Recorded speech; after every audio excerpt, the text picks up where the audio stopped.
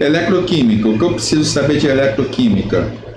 A montagem das pilhas, como os itens das pilhas, ponte salina, as semicélulas, cálculo de TDP, o processo de oxirredução, quem é o anodo, quem é um catodo, o fluxo de elétrons, da onde que vai e para onde que, da onde que vem para onde que vai. Então isso é importante também. Geralmente é uma questãozinha, 7% da prova. Esse 7% dá 1, alguma coisa, eu arredondei para 1, tá? Porque como é uma média, só um parâmetro, então já te dá aí uma noção. Daqui da lista, o que a gente já está percebendo? Está diminuindo o quê? O número de questões. Eu comecei do que tem mais questão para o que tem menos questão. Tipo assim, professor, eu não vou ter tempo para estudar tudo. Não tenho mais tempo, eu tenho que estudar outras coisas, está difícil. Ok, vou falar sobre isso daqui a pouco. Porém, pega então o que tem mais questão, o que mais cai no Enem. Então você começa lá, orgânica, e segue essa sequência. Radioatividade. O que eu preciso saber de radioatividade? Emissões radioativas. Quais são as emissões radioativas que eu possuo? As partículas. Eu tenho partículas alfa, partículas beta, radiação gama. O que é uma partícula alfa? O que é uma partícula beta? O que acontece com a massa e o número atômico quando eu emito uma partícula alfa, uma beta? O que acontece quando eu emito uma radiação gama? Qual é o poder de penetração das partículas alfa, beta e da radiação gama? Quem penetra mais? Quem consegue atingir obstáculos com mais facilidade ou não? Então isso é importante ter um conhecimento. Cálculo de meia-vida. O que seria o cálculo? O que é um cálculo de meia-vida? É o tempo que eu levo para reduzir a atividade de uma substância ou a quantidade dela à metade. Então esses cálculos de meia-vida podem envolver situações de porcentagem, massa, número de átomos, mas é sempre o quê? O tempo que eu levo para reduzir a atividade ou a quantidade à metade. Então é sempre metade. Cada meia-vida, você sempre vai ali reduzindo a massa ou a quantidade à metade. O decaimento e as séries radioativas. Ou seja, o decaimento e séries radioativas são as substâncias emitindo as partículas ao longo de uma série radioativa ali. Emite uma alfa, emite uma beta e vai se transformando em outros elementos químicos, em outros átomos. Mais ou menos uma questão. E outros assuntos, né? Aí está diverso, né? Mais ou menos uma questão também, pode ser duas, uma, aí depende de quem está fazendo a prova. Mas aí nós temos equilíbrio químico, atomística, separação de misturas, soluções, cinética química. Tudo isso aí está nesse bolo aí de 7%, que seria uma, duas questões nessa média aí. Então, olha só, antes da gente começar a dar uma olhada aí nos exercícios, né, tem o Bora Exercitar, em questão de tempo de estudo, né, por que é importante a gente estar sempre, ao longo do ano, né, e agora, de repente, mais nessa parte de revisão, revisional, por que é importante sempre dar uma olhada nas matérias do início do ano, do meio do ano, no que você já estudou? O nosso cérebro ele funciona de duas maneiras. Nós temos memórias de curta duração e memórias de longa duração. Memórias de curta duração são aquelas informações que você ouve, você lê, você absorve de alguma maneira, só que logo você esqueceu. Então, tipo assim, se me perguntar, professor, o que você comeu ontem no almoço? Eu não lembro, não faço a mínima ideia. Isso foi na minha memória de curta duração. Ela entrou, almocei ali e já esqueci, foi embora. Agora me perguntar, professor, qual é a tua data de nascimento? Eu sei de cabeça. Todo mundo deve saber. Por quê? Você está sempre revendo aquela informação, é algo importante para você. Então você está sempre ali fazendo uma inscrição, fazendo um cadastro num site, numa rede social, em algum lugar. Você está colocando aquela informação ali corriqueiramente. De repente o teu CPF, identidade, endereço. Por quê? Você está sempre revisando aquela informação. Então o teu cérebro entende que ela é importante, tira da memória de curta e joga na memória de longa. E você não vai esquecer isso o resto da sua vida. Então, qual é o macete? Isso é utilizado muito em concurseiros por aí, aquela galera que vive fazendo concurso para tudo. Sempre revisar as informações. Então, quando eu começo a revisar, estudei a matéria num dia, beleza, fiz alguns exercícios e a fila segue. E aí eu estou estudando outras matérias de química, português, geografia, história, inglês, arte, seja lá o que for. Estou estudando.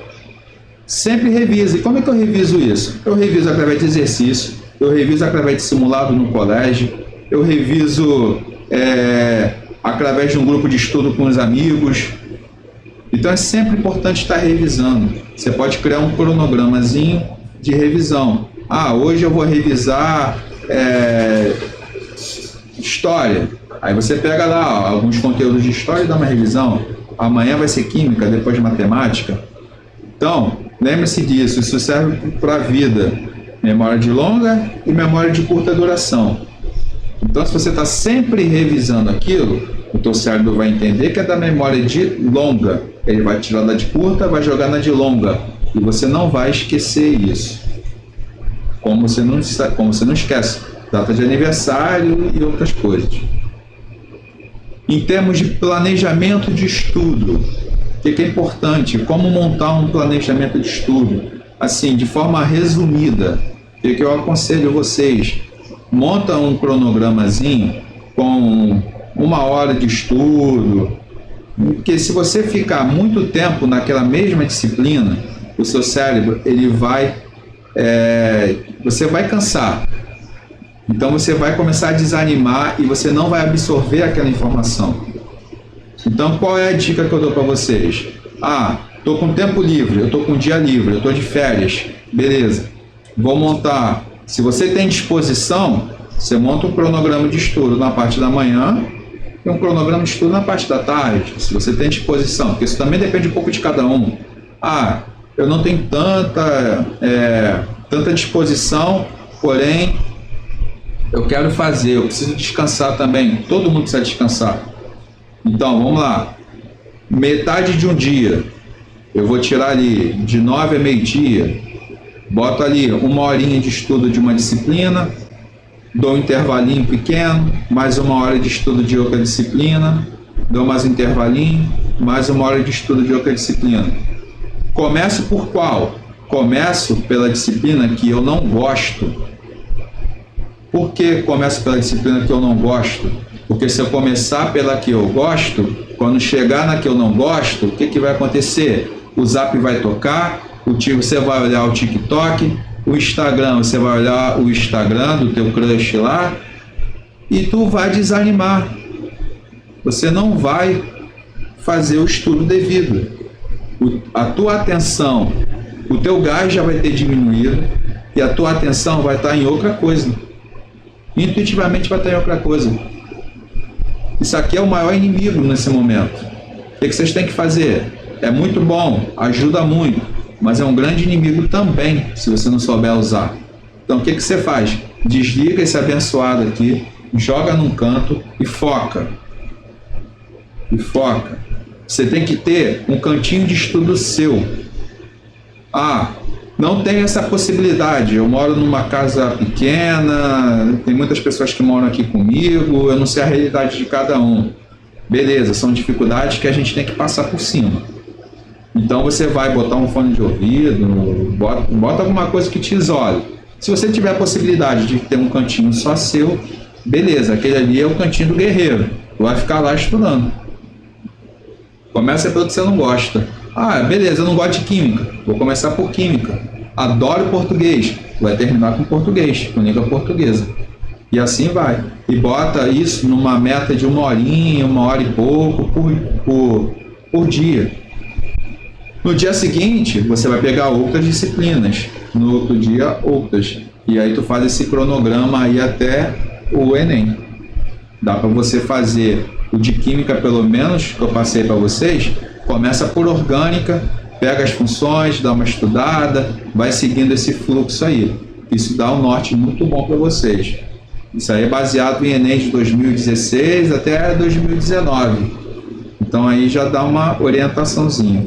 Beleza, galera? Alguma dúvida aí? Posta aí, fala comigo aí, escreve aí Tá tranquilo?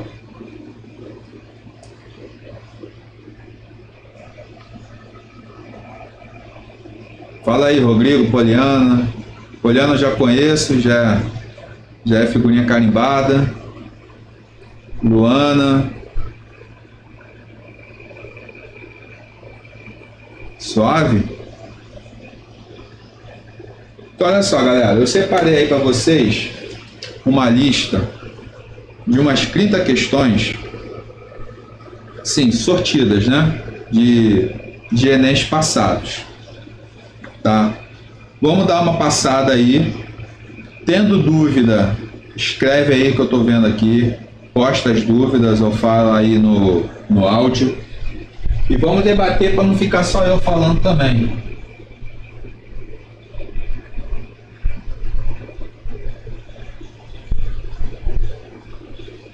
Para não ficar só na minha palavra, né? Vamos lá aí, ó. Primeira questãozinha aí. As abelhas utilizam a sinalização química para distinguir a abelha rainha de uma operária, sendo capazes de reconhecer diferenças entre moléculas. A rainha produz um sinalizador químico conhecido como ácido 9-hidroxidec-2-enóico, enquanto as abelhas operárias produzem o ácido 10-hidroxidec-2-enóico. Nós podemos distinguir as abelhas operárias e rainhas por sua aparência, mas entre si elas usam essa sinalização química para perceber a diferença. Pode-se dizer que vêm por meio da química. As moléculas dos sinalizadores químicos produzidas pelas abelhas rainha e operária possuem diferença na...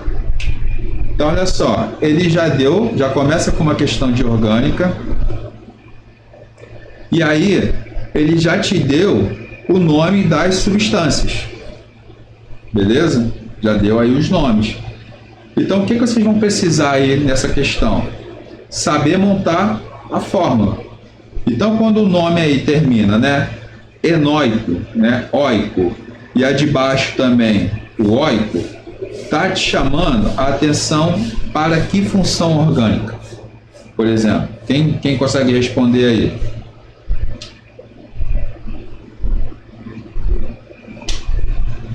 Hein? Fala aí, galera. Sem medo de errar, porque aqui a gente está para aprender. Óico, será que seria acetona? O que vocês acham? Será que seria ácido carboxílico? Ou será que seria uma amina? Seria qual? Fala aí para mim que eu estou na dúvida. Responde aí. Isso aí, Rodrigão. Ácido carboxílico. E qual seria a parte mais importante ali do meu ácido carboxílico?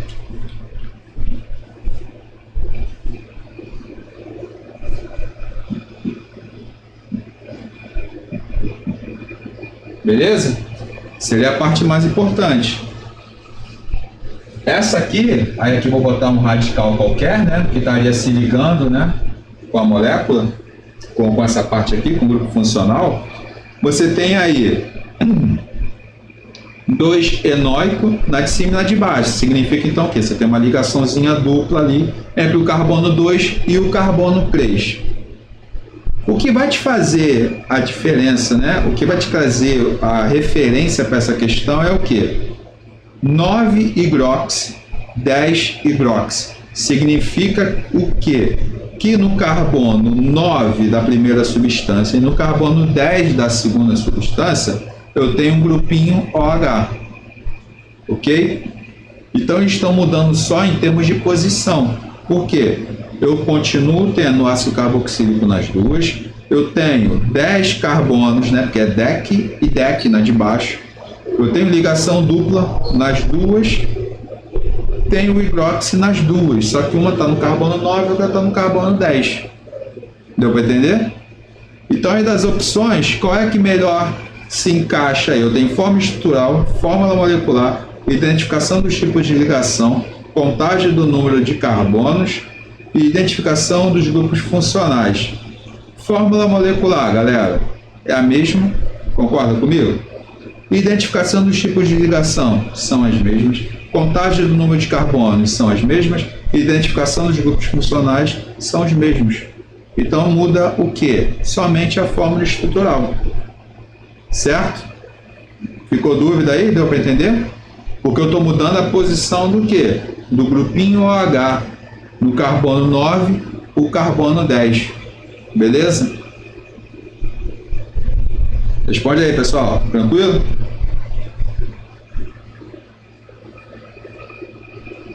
Então, olha só.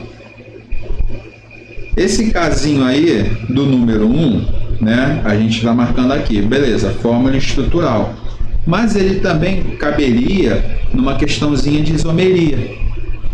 E o número 2 do Enem 2018 envolve isomeria. E nas questões do Enem, vocês vão ter aí uma média 3 minutos por questão.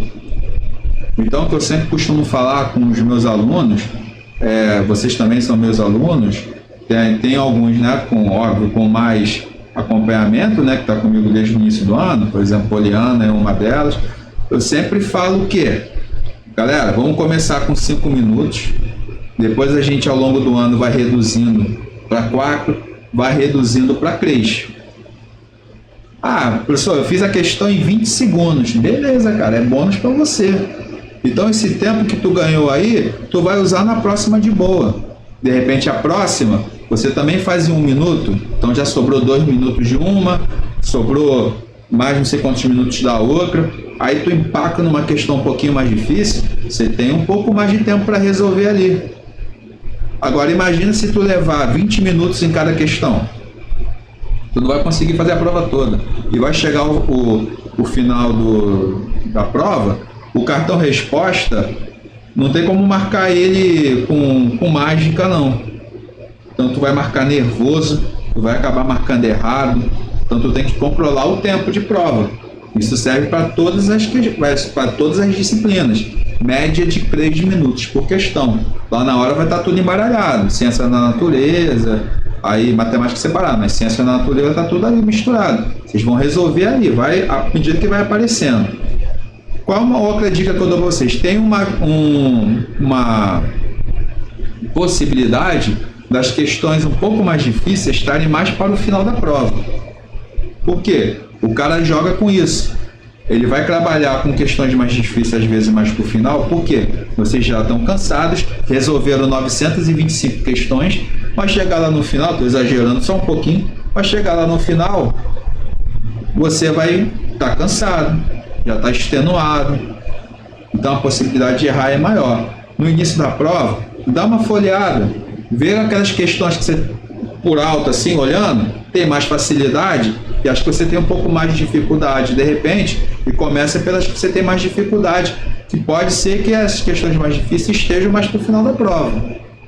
Uma questão de estequiometria, de repente, uma questão de pilha, pode ser que esteja mais para o final. Então dá uma verificada nisso também, lembrei disso aqui agora. Então olha só, questão 2 envolve isomeria. 9h45, vou deixar, vai esquentando aí. Quando pular para 46 aqui para mim, eu vou marcar 3 minutos. 49, eu interrompo vocês e a gente corrige. Só esperar aqui pular para 46 para a gente ter 3 minutos redondinho. Aí, 46, galera. Vai lá, resolve aí. Número 2, 3 minutinhos.